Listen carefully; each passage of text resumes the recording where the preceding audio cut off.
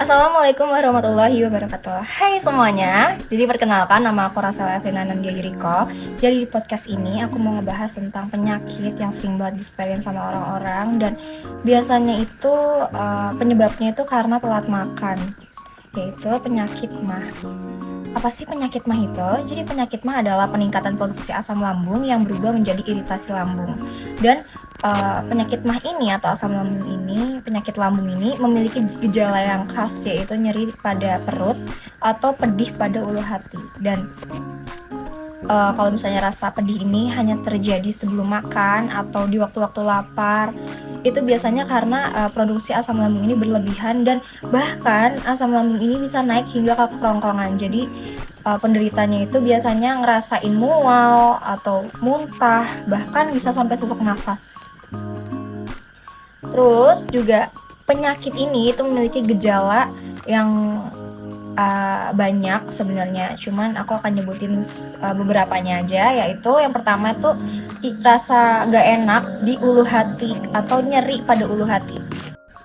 Oke, yang kedua itu ada rasa mual dan juga muntah. Nah, ini tuh biasa terjadi kalau misalnya asam lambungnya itu udah bener-bener yang udah lapar, udah ngerasain keroncongan, tapi dia tuh tetap masih maksa diri, kayak masih maksa fisiknya buat tetap bekerja, tetap ngerjain tugas, tetap kuliah. Padahal sebenarnya fisiknya itu tuh udah nggak kuat, guys. Jadi kayak udah pengen ngerasain muntah, pengen ngerasain mual, bahkan yang paling parah adalah udah sesak nafas banget sampai dada. Itu tuh berarti kalian ngalamin sakit MAH atau asam lambung.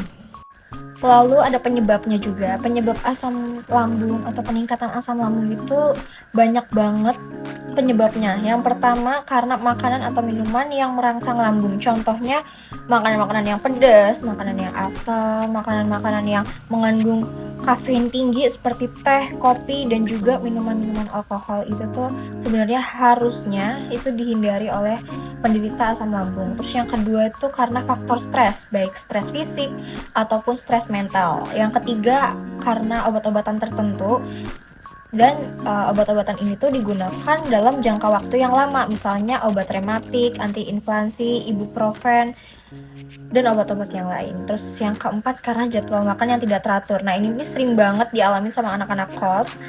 Jadwal makan yang tidak teratur karena anak-anak kos itu tuh relatif males gerak, males keluar, males beli makanan, dan males bikin-bikin makanan. Jadi akhirnya tuh makannya tuh jadi nggak teratur dan pola makannya jadi berantakan.